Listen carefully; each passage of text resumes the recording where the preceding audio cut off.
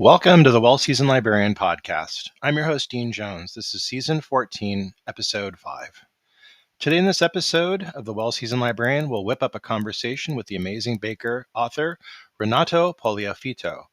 You may be surprised to learn this baking mastermind started his career in design, but his passion for deliciousness led him to swap his creative director role for an apron. Renato's journey includes award-winning cookbooks, iconic Brooklyn bakeries, and a love for fusing Italian and American desserts. We'll be talking with Renato about his new book, Doci. Buckle up for a mouth-watering episode. Welcome to the Well-Seasoned Librarian podcast. I'm your host, Dean Jones. Today, I am very honored to have chef and author of a brand new cookbook, Renato Poliafito. Renato, welcome to the podcast. Thanks for having me. Excited to be here.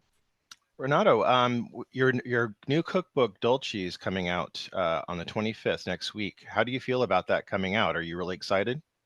Yeah, I'm excited. I'm a little nervous. It's a very personal kind of cookbook, which is not a super common thing. So I'm excited to see how people react to it, but also, I want the reactions to be positive. I know it's going to be. I've been looking through it and I'm really in love with it. And I really want to break down and talk with it at depth because I'm in love with the cookbook. I plan on using it today and I plan on being something I use quite a bit. And I think other people will too.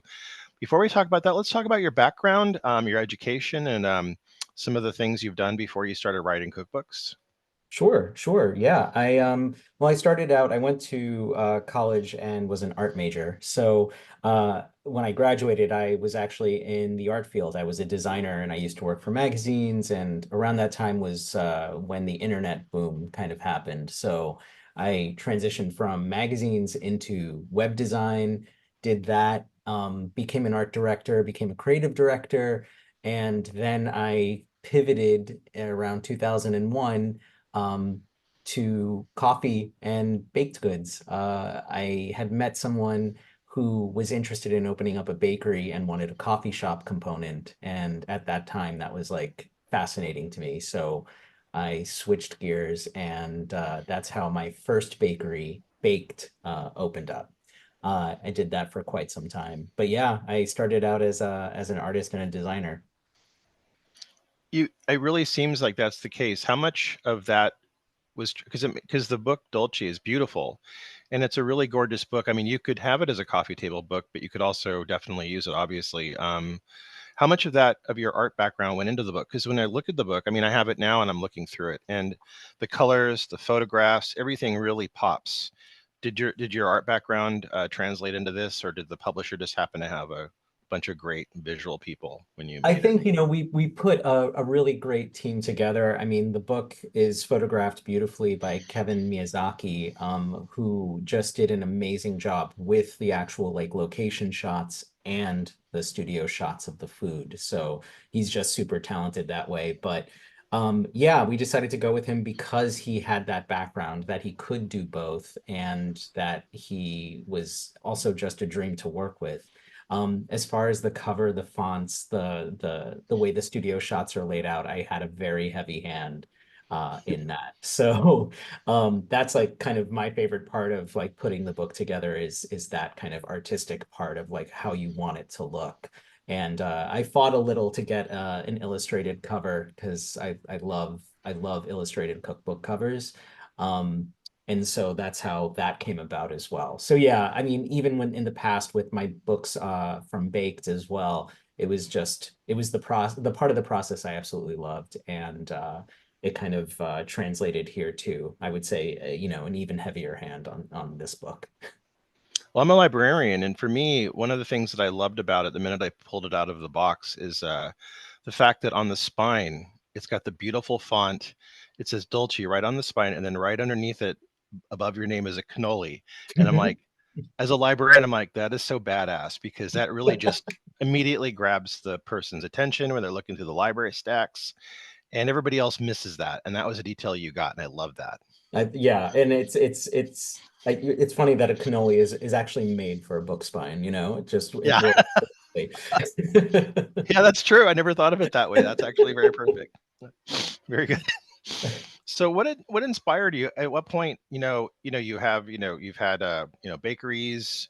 what at what point did you think, did you always want to do a cookbook, or is it something, how did you come to the point where you're thinking, I really want to make a cookbook and get my baking out to the public?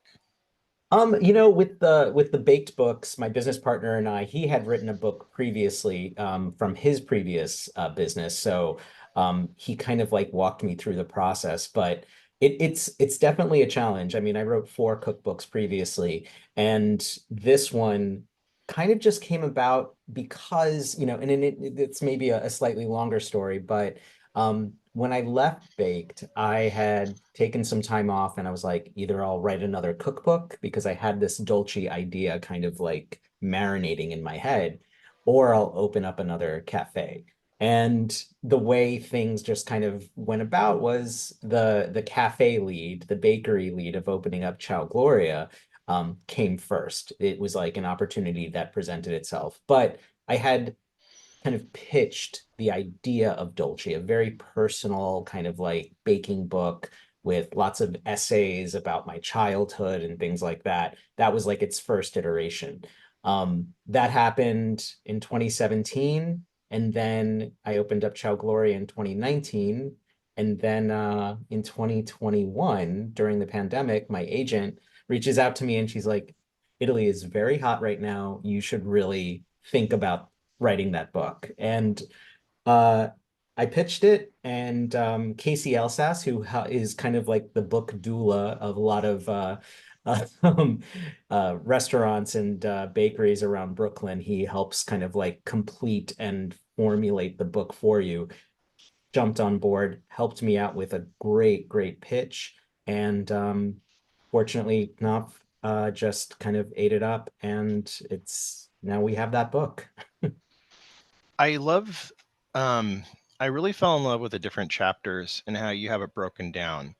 How did you think to break down the book? Because you have like pastries, you have savory baked goods. You even have like a cheeky little drink portion of the book too, and then you, of Yeah. course, you go into like gelato and other things. How did you decide how are you going to kind of map the book out when you were creating it? It's like it's something that it's like how I view desserts really. It's like you have your morning pastries, you have your cakes and tarts, your brownies and bars, and it's just like those things seem to kind of work well within their own universe. Yeah. And Italy is definitely known for their spoonable desserts, like their custards and creams and these things. So that's how that spoons chapter kind of came about. And then specialties were things that I was like, where does this go? Where do zeppoli go? Where do these other type of like classic Italian pastries really live? So I kind of grouped all of those together into like a specialties chapter, which are uniquely Italian and unique in their own way in terms of how they're prepared, their shape, and things of that sort.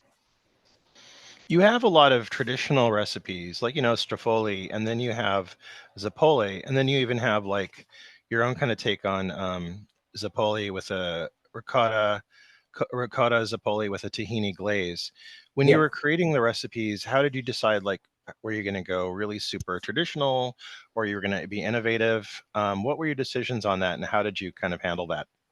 Well, how I put the book together is usually I'll write the table of contents first and kind of list out all the recipes I want to kind of tackle. And then I will look at them as a cohesive piece, like a whole, and see, what works together, what doesn't work together, what seems redundant, and then kind of edit down from there. Then I'll look at the recipe. So I'll look at like the Zeppoli and I'll be like, okay, Zeppoli, should I do it in the classic sense, which is just the fried dough, or should I do a ricotta-based one, which I personally like? And so I decided to go ricotta. And then how do I make it a little more unique? What can I do to it to kind of have fun with it? Because Zeppoli on their own, it's a fried dough ball that's tossed in sugar. End of story. So Yeah. it's what can you do to make it more interesting? And another challenge, or a challenge, the biggest challenge I had with this book was that Italian recipes, Italian desserts tend to lean heavily on like the same dozen ingredients, Yeah. so it's like it's ricotta, it's chocolate chips, it's candied fruit, it's almonds, it's, so pistachios. Uh when I was looking at the book as a whole, I had to really kind of shift gears here and there and say, I cannot put another fried dough recipe in this book, or I cannot put another ricotta filled dessert in this book. Italians will tend to disagree, I'm sure, but that's what made me kind of deviate and kind of push me along to kind of create something that's not too heavy on the ricotta, that's not too heavy on the almond, that's not too heavy on the pistachio. They're all well represented, but it's not just, hey, here's a bunch of fried doughs filled with ricotta. Yeah. You had some really great recipes. I was actually really thrilled by a few of the things in here that I thought, wow, I kind of really want to make this right now, like the banana Nutella snack cake. Yep. I was thrilled by the Aperol spritz cake. Can you talk about some of the ingredients? I mean, some of the things that you put together yourself that are kind of your signature baked goods that you created? Yeah, sure. Well, the book is kind of like the unofficial Ciao Gloria cookbook. So I would say Yeah. like a quarter of the recipes in there are things that you find daily at the cafe. So it was paying homage to that and saying, okay, these are the recipes that the customers are really excited about, like the banana Nutella snack cake, like the Morning Gloria cookie, which isn't quite Italian, and it's just very American. There's nothing really Italian about it, but it's just something that fit within like the morning goods, and it's something we've had since day one. I do consider Ciao Gloria an Italian American bakery, Yeah. but that gives me the opportunity to kind of really go in any direction whenever I want, because I look at our menu as a whole. So I could say, all right, we've got classic chocolate chip cookies, we've got um, oatmeal cream pies, which people love, and there's nothing Italian about that.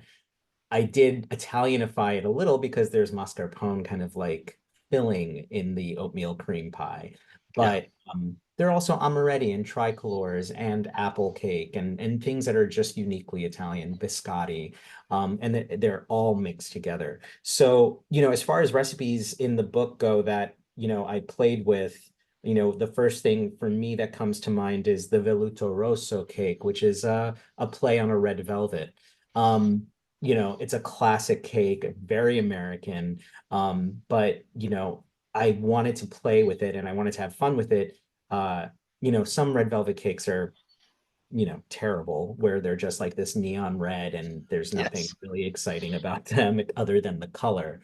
Yeah. Um, People who know red velvet cake know it's a cocoa-based cake. There's buttermilk. It creates this reaction, and it, turn with the vinegar, it turns into this reddish color, this rust color. Um, I wanted to use really good cocoa powder, which gives it this like dark, almost like crimsony red color.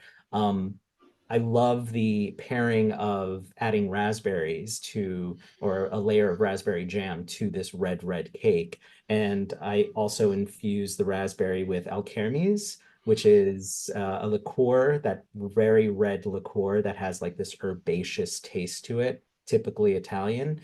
You can find it in like zuppa inglese and things like that. It used to be made with those little red bugs in Yeah. ancient times. Yeah, Yeah. but not anymore, obviously. But it's this herbaceous liqueur. And so adding a touch of that into a very sweet raspberry kind of matures the flavor of the cake. And then mixing the cream cheese frosting, which is super classic American, with the mascarpone, just kind of changes the entire profile of this very classic cake. And, an Italian eating it would kind of uh, find these flavors somewhat familiar as opposed to completely foreign. I love that. Now, the book also includes savory recipes along with the sweets. And I wanted to talk about that because you have some really great things in there. Can you talk about the importance of both sweet and savory elements in Italian and American baking traditions? Oh gosh. Yeah, I mean, I think those flavors, if you're going sweet, like I said before, it's like Italian sweet traditions tend to rely heavily on like, citrus and nuts and, these kind of very basic, but fantastic flavor profiles. Um, American desserts have such a wider breadth simply because there's so many cultures that influence American culture. So, you could lean in any direction with something American, but it could have a variety of influences, whether it's, the Japanese or Middle Eastern or European or Latin American. And they all create this kind of like gigantic menu that we can all pull from. Same goes for savory. I mean, I grew up, my mom was a baker, but not, she didn't bake all the time. She cooked all the time, so savory was her forte. And it was something that I, grew up just kind of understanding how food works and how, um, what flavors are uniquely Italian and what flavors are uniquely American. So growing up in a household that had that kind of dichotomy, um, kind of influenced how I react to food and what is appealing to me. And that's how kind of how the book kind of came about. I was like, these are flavors that I love, and these are things that are my familiar. And how do I share that with the world? I really liked the savory section. I thought it was almost like that could have been a book on its own in many ways. I really love some of the inventive ways you took with this, like the caponata bombas. Oh I yeah. re- I really love like the pizzette, and also I I never see this enough in cookbooks, but the piadina. Oh Can you talk yeah. about the savory part of it, and some of the things you were excited putting in the book? Well, Italian culture they have a very strong kind of like that aperitivo culture and that street food culture, especially in southern Italy, and especially in Palermo, where you find, like these food stalls and these street carts of just really amazing food. So I wanted to make sure that that was included in this book because, even with the sweets, they all live in this kind of same world. When you go into a pasticceria, they will have savory food. They will have arancini. They will have other things that are um, savory baked or savory fried that you can eat. So to me, they all live in that same universe. Um, Everything that I kind of pulled together, the piadina, for example, is something you would find in a bar in Italy where it's like just like a simple sandwich that you can get with your coffee in the morning, or something like a quick early lunch. But yeah, the arancini as well. These are all things that I kind of grew up with. So I felt it would be remiss if I did not have them in the book in some way, shape, or form. And a couple of the recipes are stuff that my mom would make all the time, like the empanata, which is like a stuffed pizza, for example. But the caponata, it's like I love caponata, and I was trying to figure out a way. I was like, how can I bake this and how can I put it in the book? So kind of just rolling it into dough and baking that off was like, oh, there you go. And it's delicious.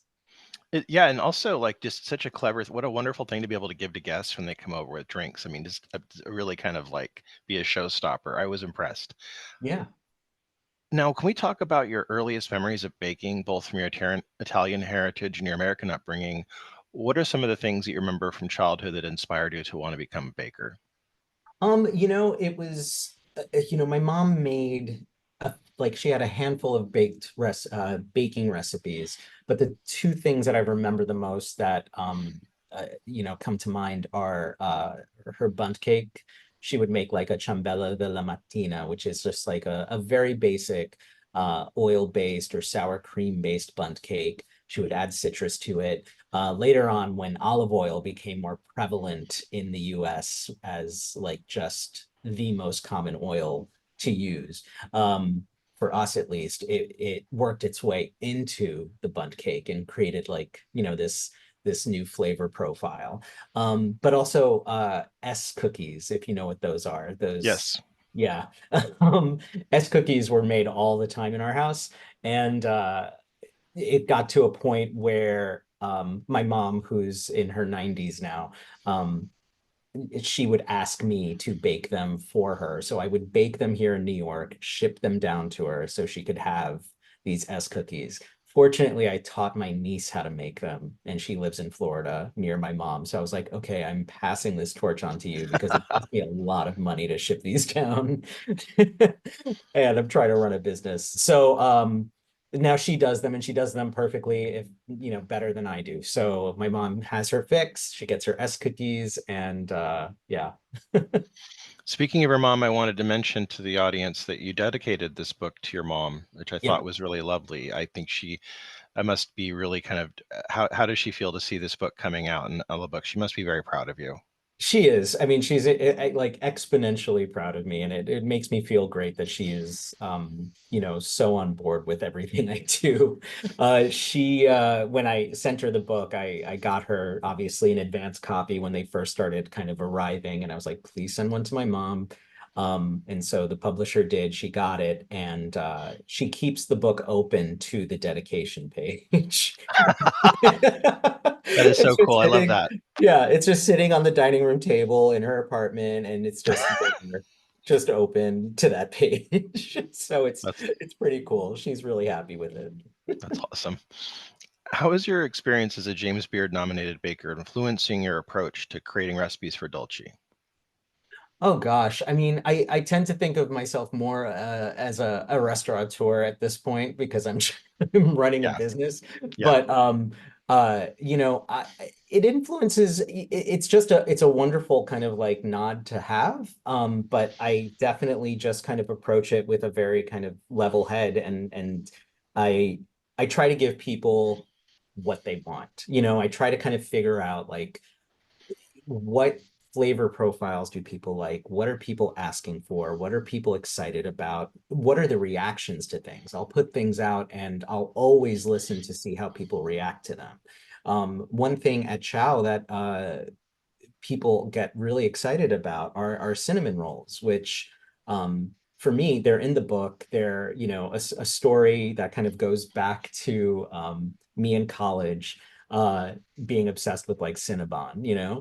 and just having that memory in my head. And when we opened Chow, I was like, I really want to make kind of like a delicious cinnamon roll, like something people will kind of be nostalgic for. And so I gave my bakers kind of like that edict and say, this is what we're doing. We're gonna kind of play with that kind of Cinnabon vibe, but be very, very good. And Yeah. it seemed to have worked. And now people come from like all directions asking if we have cinnamon rolls. And we make limited batches each day. So it's like when we run out, we run out. Yeah. Um, but it's lovely to see something like you're like, I want to share my experience, translate it and make it something kind of special and fun. And it has. And that's kind of what inspires me is like kind of knowing that, okay, every once in a while I can hit the mark.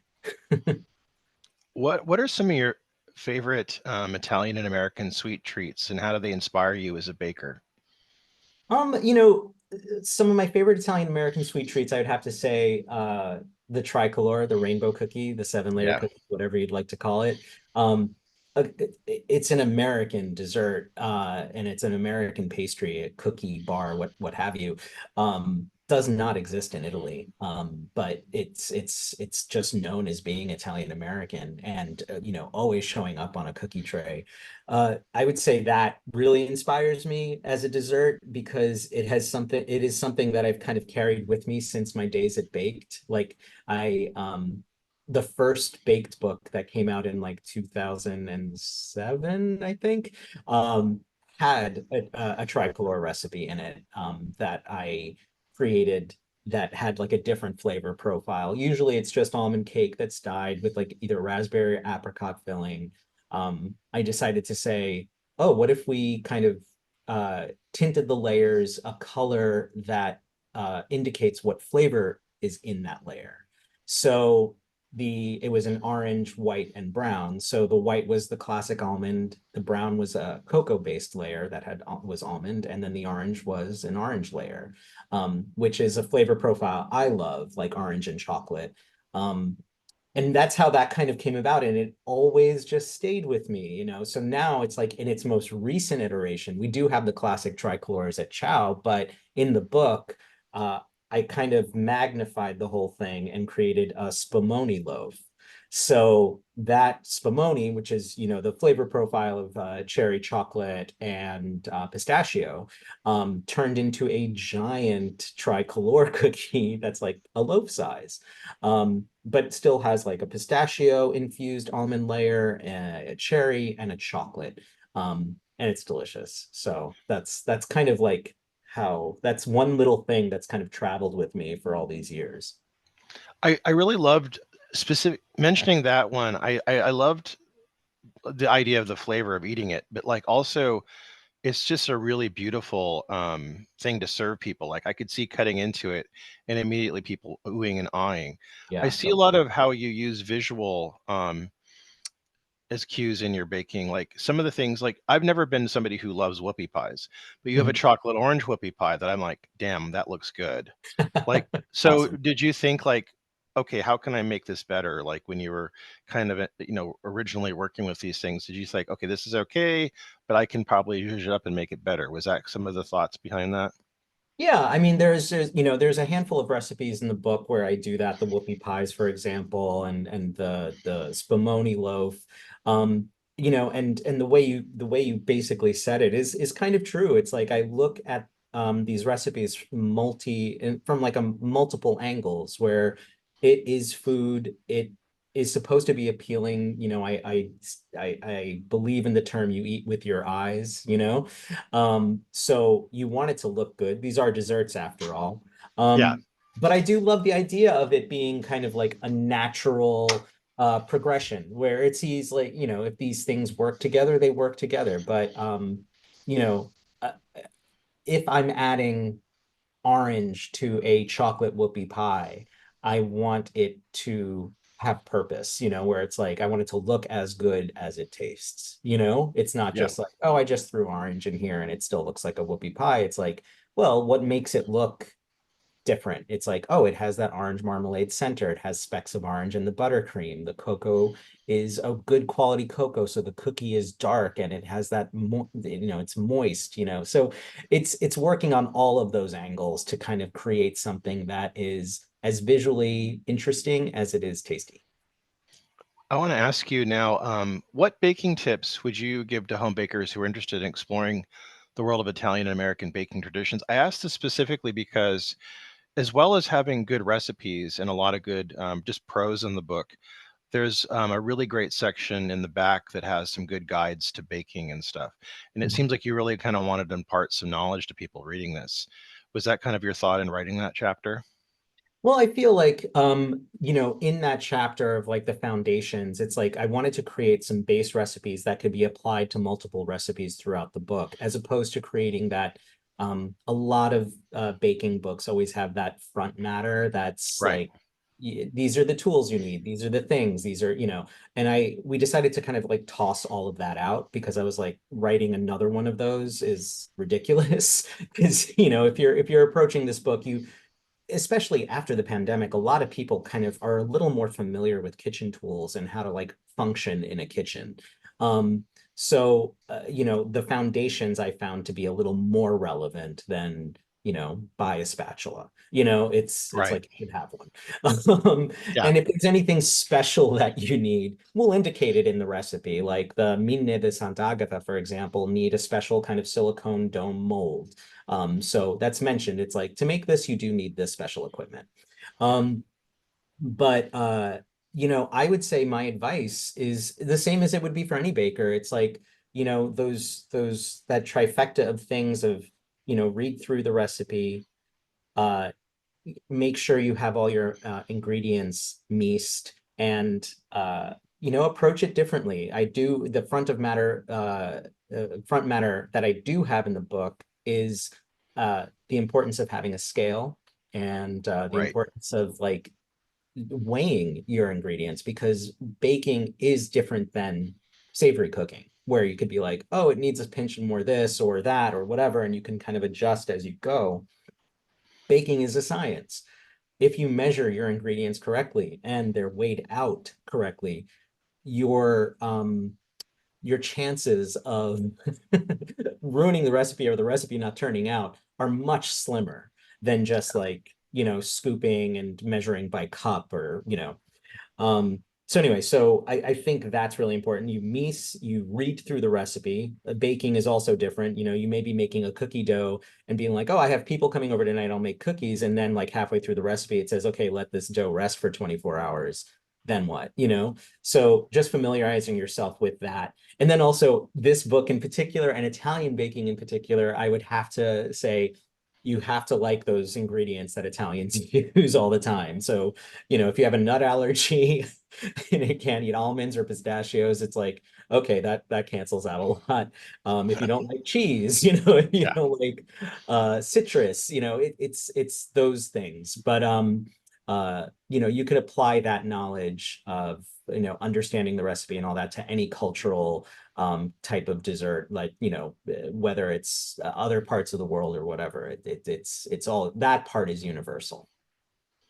In the book, you mentioned dolce as a vibrant commingling of two great culinary cultures. Can you elaborate on this, what it means to you, and how you reflected this in your recipes?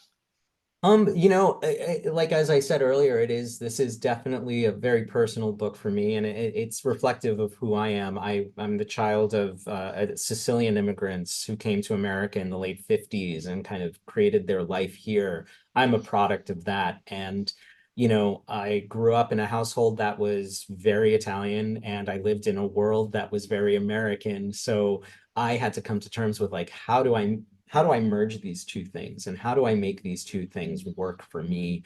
Um, and I think that's kind of like what birthed Ciao Gloria, what birthed this book, and um, me kind of like understanding as an adult, because as a child, if you read through the book, you'll see that it's like it was not easy trying to make these things work. But as an adult, I kind of like learned to figure out and approach it in a different way.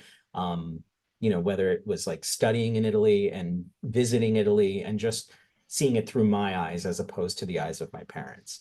Um, I think that's kind of like how all of this came about. And it's in a way a new chapter for me, um, learning to like kind of be this kind of Italian American kind of person, um, and really delve into this cultural thing that I've kind of not really avoided, but just didn't quite see myself fitting in for so long.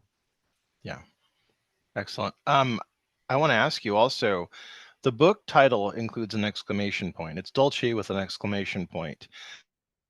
Can you talk about the emotions that went into evoke the Dolce and the baking experience you create?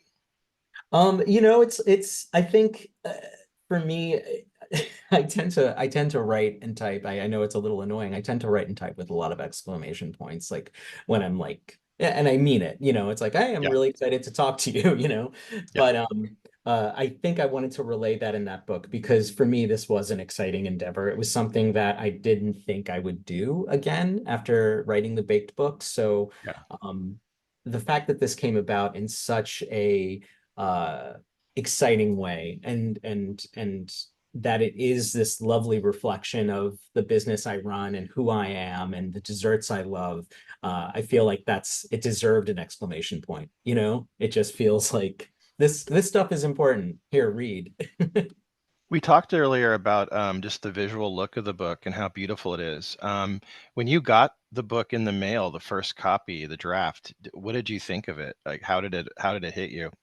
Well, I think you're your own worst critic. So it's like when I get it, I just I'm hypercritical about everything that kind of like that has my name on it or that I do, because I always strive for this like I like to be wowed, so it was more of a conversation with like, okay, let's do this, let's change this and whatever. So it was a work in progress for sure. Like I'd say like the very first version, I was just like, okay, it's good, but let's try to make this beautiful. Let's try to make this amazing. So when I got that final copy, we're saying where we all agreed and everybody liked it, that was like the moment I was just like, yeah, this is really beautiful. And the more I sit with it and the more I live with it, the more I love it, which is a great feeling as opposed to being like, you like it at first and then you're like, oh, this is horrible, So I feel like I'm in a good place with it. It's just a gorgeous book. I mean, I can imagine you're very proud. What do you hope the readers who read this will take from your book?